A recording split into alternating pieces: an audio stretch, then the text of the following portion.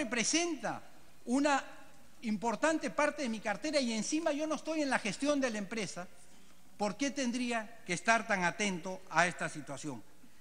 En materia del trasvase, los depósitos de Odebrecht, que es el único que podemos discutir, si quisiéramos discutir, violando el procedimiento predeterminado por la ley, lo que dice esta acusación constitucional, porque nadie ha hablado de lo otro. Si quisiéramos discutir esto, yo les digo que durante esos años el depósito de Odebrecht fueron 64.627 y los ingresos de Westfield en esos años fueron 8.246.000. ¿De cuánto estamos hablando?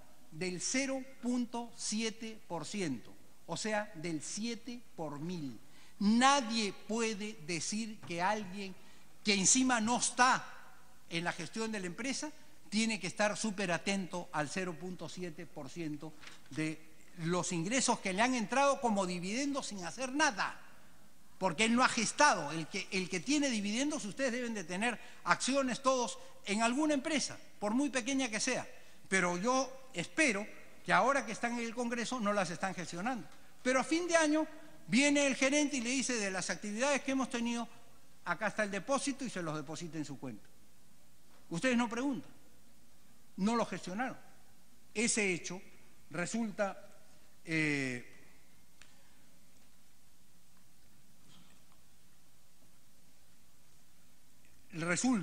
eventualmente impropio para poder hacer una acusación de esta naturaleza.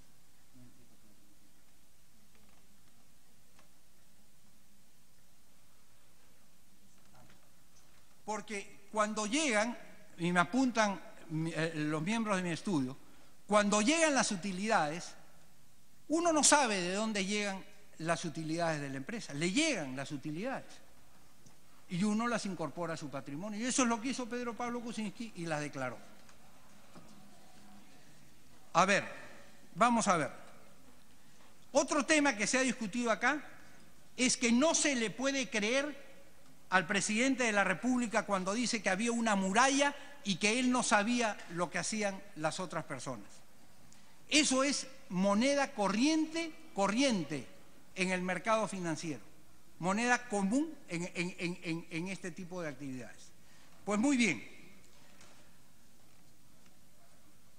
tenemos una cantidad de ejemplos sobre este caso y yo estoy seguro que ustedes lo recordarán y lo recordarán bien. ¿Cuántos abogados con estudios importantes salieron de su despacho y se dedicaron efectivamente a la actividad parlamentaria, no se metieron en los alegatos o en las cosas que habían en su estudio y regresaron a su estudio y efectivamente siguieron ejerciendo su trabajo? ¿Cuántos? Muchos de esos seguramente contrataron con el Estado. Yo tengo amigos que han sido abogados en todos los periodos y en todos los regímenes, y abogados de primerísimo orden, abogados que fueron fujimoristas y que fueron ministros, como Fernando de Traseñís, como Alberto Bustamante, que fue compañero mío de la universidad. Tengo abogados como Rosario Fernández Figueroa, que es una magnífica abogada y de la que nadie puede decir una palabra, y que siguieron ejerciendo. ¿Por qué? Porque la actividad política es una actividad absolutamente transitoria. ¿Qué hace la persona? Termina su actividad política y vuelve a su actividad profesional. En consecuencia, no se puede sostener otra cosa de que ellos también sabían, todos sabían, no. Y que hay congresistas accionistas que reciben utilidades y que no saben, también hay. No se le puede exigir además a una persona que conozca lo que no debe de saber. Ustedes le están pidiendo al presidente Kuczynski que haga o que tiene que haber hecho aquello que exactamente está prohibido hacer por el artículo 126, que es gestar o intervenir en los negocios de las personas. Entonces, no le pueden pedir que haga lo que no debe hacer. Y él está diciendo: yo no lo he hecho. Y no hay una prueba en contrario que diga que lo ha hecho, al contrario, ni ha gestado ni ha intervenido. Y respecto a este tema de la muralla, yo voy a ponerles algunos ejemplos, y se los voy a poner a guisa de ejemplos con el mayor espíritu reflexivo. No se los voy a poner con espíritu indicativo, acusador, si hay algo que yo soy, lo tengo claro, es que yo soy abogado defensor y no soy fiscal. Pero lo que quiero decirles es lo siguiente, y en ese sentido, durante 9 años en el Perú hubo un periodo triste, donde se asesinó a personas, donde efectivamente se pagaron indemnizaciones, por ejemplo, a un asesor presidencial por 15 millones de dólares, donde las leyes se hacían en la escuelita del CIN, donde las sentencias se dictaban en otro lado. ¿Y qué cosa fue lo que se dijo cuando se sacó a la luz todos estos actos indebidos? ¿Qué cosa fue lo que dijeron los que formaban parte de ese gobierno? No, yo no sabía nada. El que sabía eso era Montesinos. ¿Qué cosa es lo que nos están alegando? Que ahí había una muralla y que no se les puede culpar a ellos de no saber aquello que el otro hacía. Eso es una perfecta posibilidad. Eso ha sucedido políticamente. Cuando en el caso del presidente García efectivamente nombra a determinados funcionarios y sube de 400 millones a 4.900 millones el contrato de Odebrecht, y que por eso hay hoy día presos funcionarios que han sido encontrados con dineros en distintas cuentas de paraísos fiscales. Muy bien, ¿qué cosa es lo que ha dicho el presidente García? Y posiblemente con razón. Yo no sabía nada. Eso lo hizo los señores fulano y sutano. Lo firmó mi ministro Enrique Cornejo, pero eso lo hizo los señores fulano y sutano. Yo no sabía nada. Ellos han traicionado. Y lo mismo dijo en el caso narcoindultos. Yo no sabía nada. Pero eso lo firmó él inclusive. Entonces, es posible que exista esta muralla en todo tipo de actividades y no solamente en esta actividad. Ganar dinero, recibir dinero por dividendos no es igual ni a coima ni a corrupción. ¿Qué interés tendría Odebrecht de exculpar a Pedro Pablo Kuczynski si ha acusado a todo el mundo? O sea, va a escoger solo del mundo entero, de todos los presidentes a los cuales has indicado a Pedro Pablo Kuczynski, para decir nunca supe yo que la relación con Westfield era una relación con Pedro Pablo Kuczynski. ¿Va a escoger solamente a esa persona para decir eso? Eso no tiene ninguna lógica. Ellos mismos han dicho que las relaciones con Westfield provenían de sus operaciones legales, o sea que tampoco los acusadores a que tanto crédito se les da el día de hoy tuvieron en este tema un gesto de acusación para con el presidente del Perú. Entonces, hay que aplicar en este tema de la muralla también los criterios de igualdad.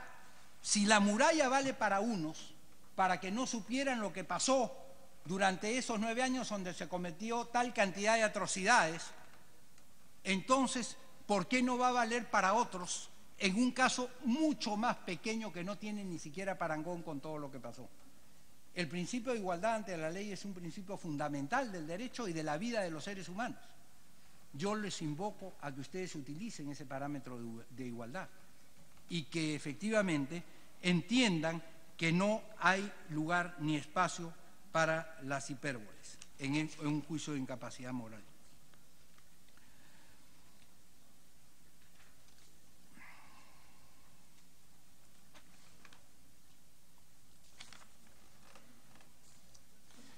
Vamos a suponer que se produjo una inexactitud, o si quieren ustedes, otra vez recurriendo a Cornejo y a su trapecismo intelectual, una mentira de parte de PPK hace 15 días, o hace un mes, o a lo que fuera. ¿Qué cosa es eso?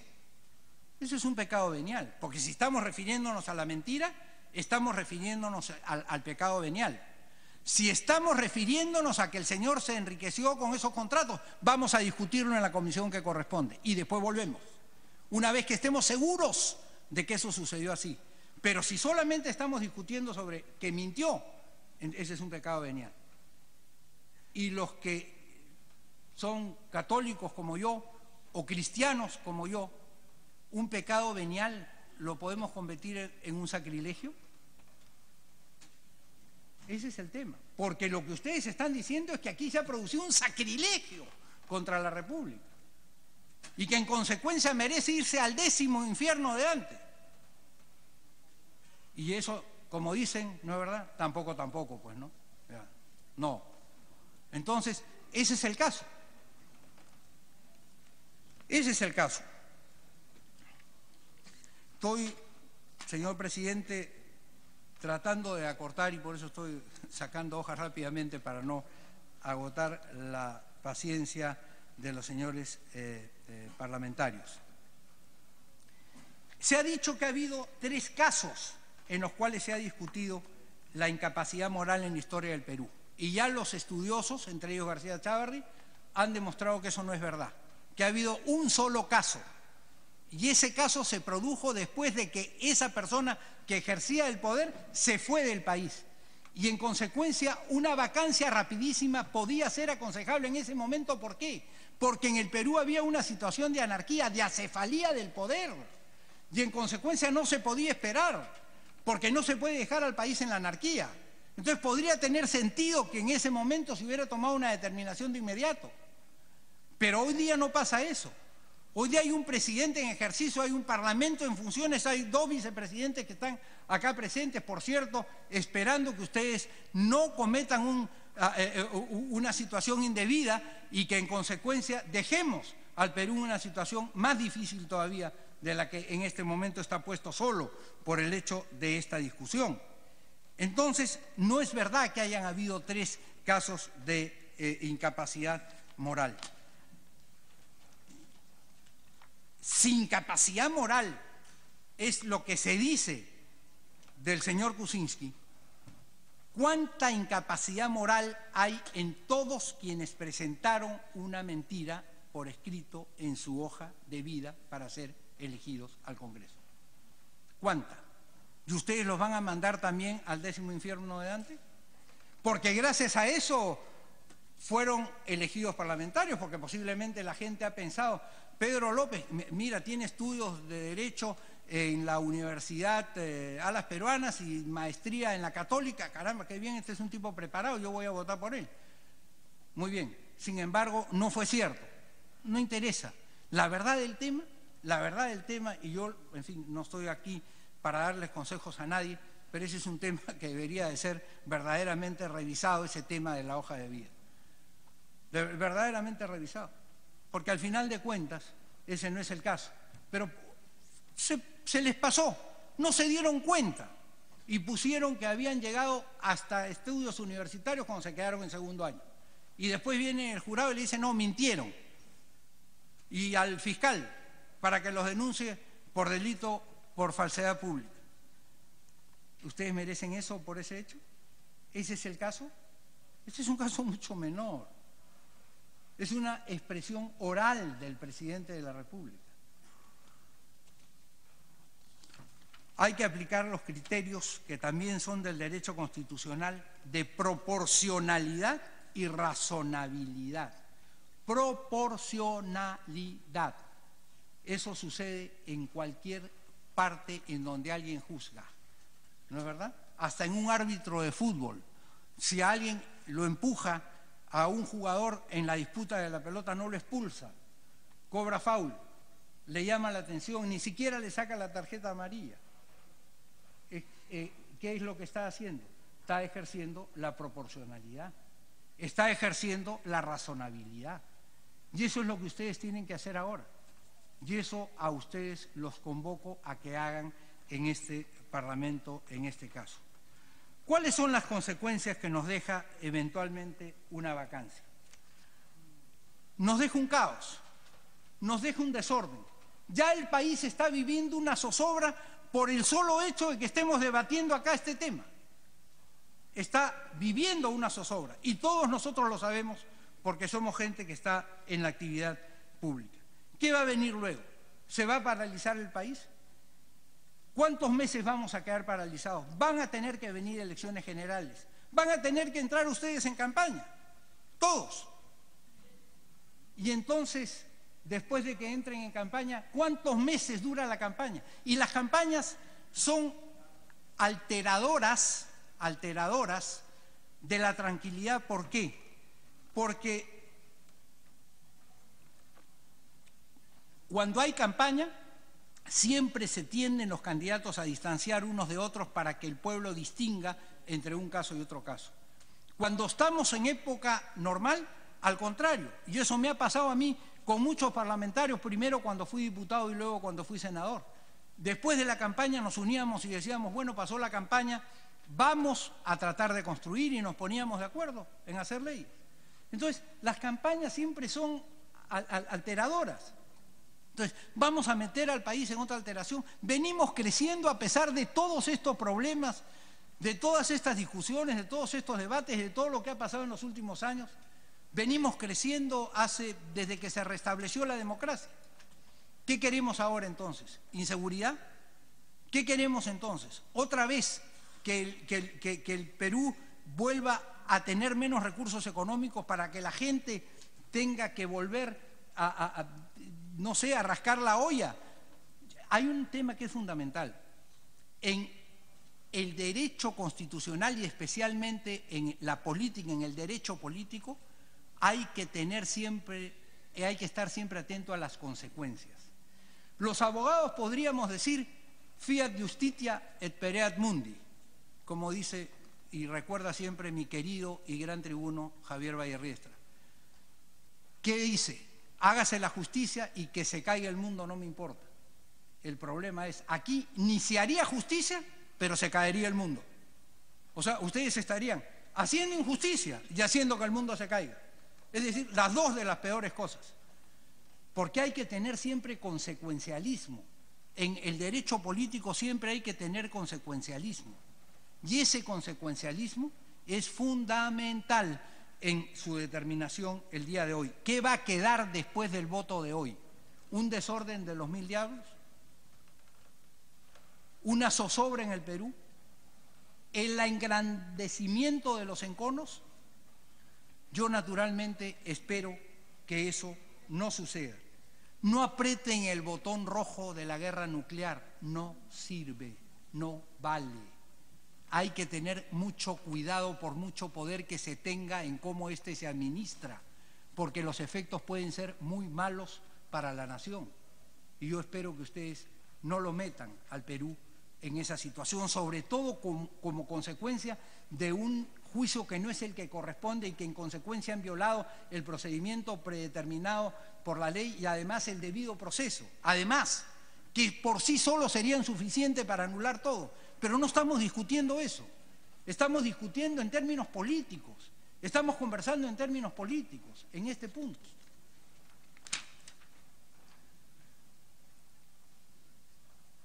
Tenemos que volver al orden y tenemos que volver ya.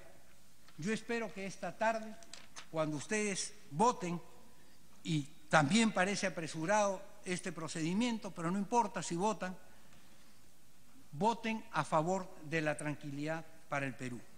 Yo hago una invocación. Un parlamentario, un hombre de Estado, y ustedes tienen que ser hombres de Estado, tiene que tener prudencia, templanza y moderación. Y hay que proceder con templanza y moderación. No hay que proceder con ensañamiento, no hay que proceder con ensañamiento.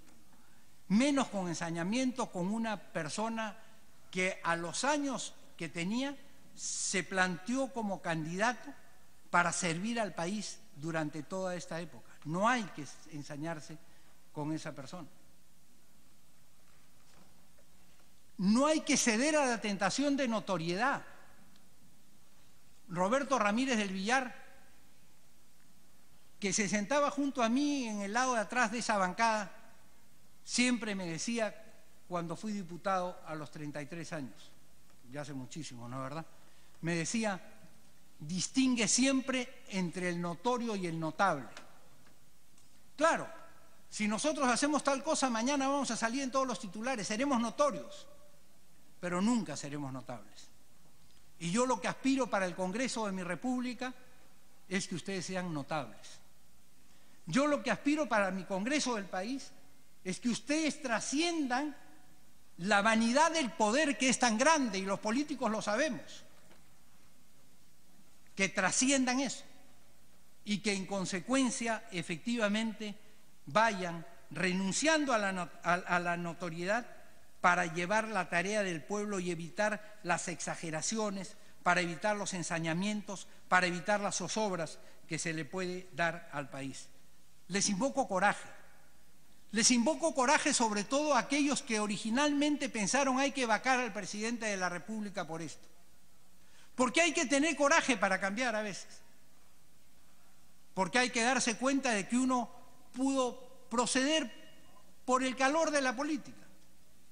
Hay un lindo libro de John Kennedy que se llama Perfiles de Coraje, donde hay 8 personajes que él dice cambiaron la historia de los Estados Unidos. ¿Por qué? Porque se atrevieron a ir contra la corriente, porque se atrevieron a decir, mi conciencia me manda esto, y en consecuencia yo tengo que transmitirle a mi país esto que mi conciencia me manda. No puedo ceder a la tentación de la notoriedad. No puedo seguir la corriente, porque los políticos somos dirigentes, no somos dirigidos. Estamos para trazar la línea, no para que nos las tracen desde ningún medio ni de ningún canal. Yo quiero decirles, no vacar no es igual a no investigar. Y el presidente de la República lo ha dicho con toda claridad. No vacar no es igual a no investigar. Sigan investigando. Y aquí tienen ustedes gente que tiene experiencia investigadora. Investiguen, pregunten todo lo que quieran, pero háganlo dentro de un debido proceso. Convoquen a los testigos, pidan pruebas escritas. Nosotros estaremos dispuestos siempre a esa investigación. Ustedes dirán, sí, pero ¿por qué no fue entonces a la comisión? Porque la interpretación constitucional que muchos profesores tienen es que el presidente solo puede ser acusado durante su mandato por esos delitos a los cuales mencioné. Y en consecuencia, si no puede ser acusado sino sobre esos delitos, entonces no tiene ningún sentido investigarlo sobre esos hechos, no es verdad, de los cuales ni siquiera se le va a poder acusar. Entonces se hizo esa consulta y la consulta dijo eso. Pero más allá de lo que digan los juristas, estamos en un momento político. Y el momento político dice, vamos a la Comisión Lavajato, y el presidente dice, vamos a la Comisión Lavajato. No solamente dice, vamos a la Comisión Lavajato, sino que dice, además, yo abro mis cuentas bancarias en el Perú y en el extranjero. Yo los invito, me invito yo con todos ustedes, a que abramos todos nuestras cuentas corrientes bancarias en el Perú y en el extranjero.